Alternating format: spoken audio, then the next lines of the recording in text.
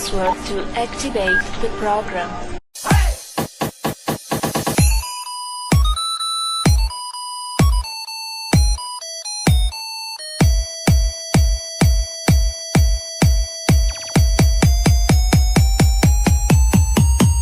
Ho, ho, ho!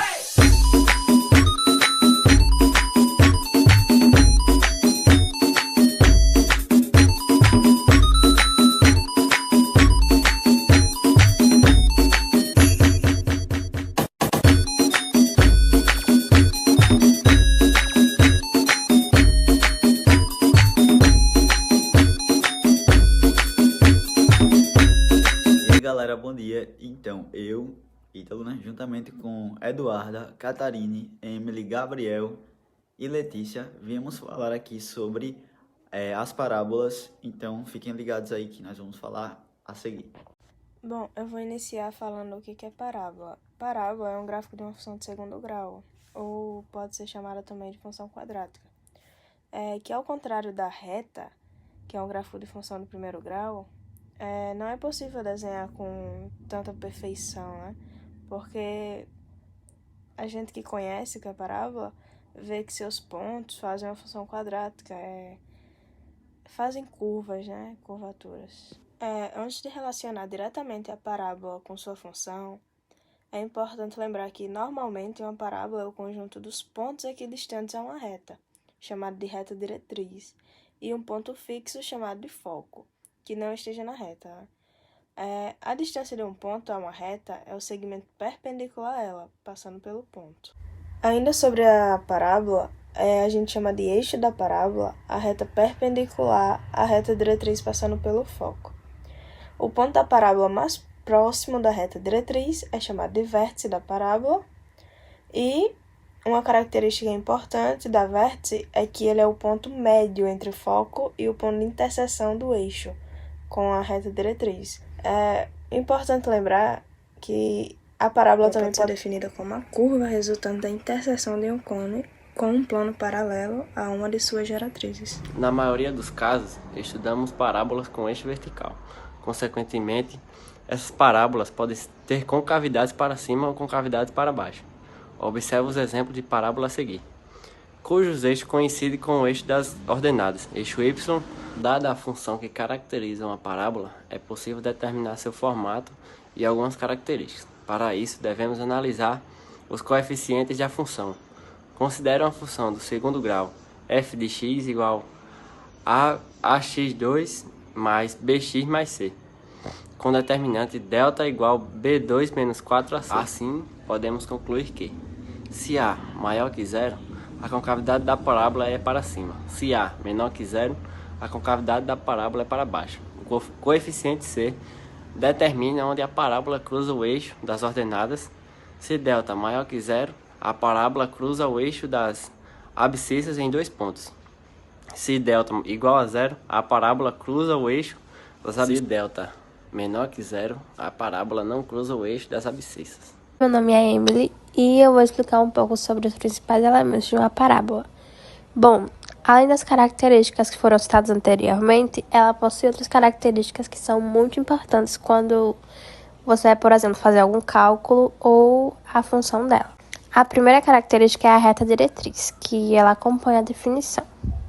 A segunda é o foco, que é um ponto que fica fora da reta diretriz e compõe a definição. Temos também o eixo, que é uma reta perpendicular à reta diretriz. Ele também é conhecido como eixo de simetria, porque ele divide a parábola em duas partes iguais, certo? E temos o vértice, que ele tem a capacidade de mudar a direção da parábola. Ou seja, ele é o ponto médio entre a diretriz e o foco. Além dessas, temos a última característica, que é o parâmetro, que é basicamente a distância entre o foco e a reta diretriz. A propriedade mais famosa da parábola está relacionada ao foco. Essa propriedade estabelece que raios incidentes paralelos ao eixo são refletidos para o foco. Algo semelhante ocorre com ondas sonoras. Consequentemente, essa propriedade é muito utilizada pelas antenas parabólicas, que têm o formato de paraboloide de revolução ou superfície parabólica. Assim, a antena parabólica amplifica os sinais fracos recebidos por satélites e converge ele para o foco. Além disso, a propriedade contrária também é válida. Raios emitidos pelo foco são espalhados em direções paralelas ao eixo. Alguns instrumentos construídos com base nessa ideia são os faróis de automóveis, as lanternas de mão e os holofotes. Agora eu vou falar sobre as equações reduzidas da parábola, que são obtidas pela definição dessa figura. Se P, que no caso é x e y, é um ponto da parábola, então a distância de P até a reta diretriz D é igual à distância de P até o foco F.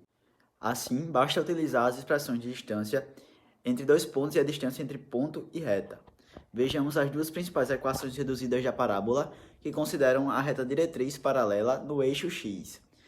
O vértice V na origem e P como metade do parâmetro, portanto P é a distância do vértice ao foco ou de maneira equivalente do vértice à reta diretriz.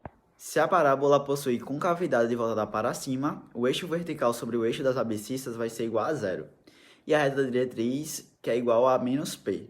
Então sua equação reduzida é x² igual a 4py. Já se a parábola possuir concavidade voltada para baixo, o eixo vertical sobre o eixo das abscissas, que é igual a zero, a reta diretriz R é igual a P, no caso já é positivo, né? Então sua equação reduzida é x² igual a menos 4 vezes P vezes Y. Agora vejamos um exemplo. Qual a equação reduzida de uma parábola com vértice 0,0, em que o foco está no semi-eixo positivo das ordenadas e possui parâmetro 4?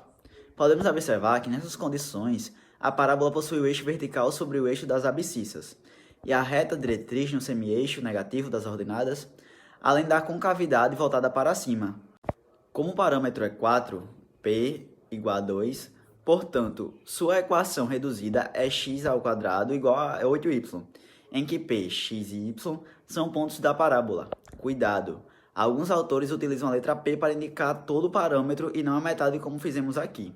Consequentemente, as equações reduzidas da parábola ficam um pouco diferentes, ainda que a teoria de construção seja exatamente a mesma. Então, eu vou falar um pouco sobre a aplicação da parábola. Além dos usos associados à propriedade refletora, a parábola possui outra aplicação super importante. Descreve a posição de objetos em relação ao tempo no movimento uniforme e variado, ou seja, o move, que é representado pelas suas três letras, o M, o U e o V. Nesse tipo de movimento, um corpo altera sua velocidade segundo uma aceleração constante.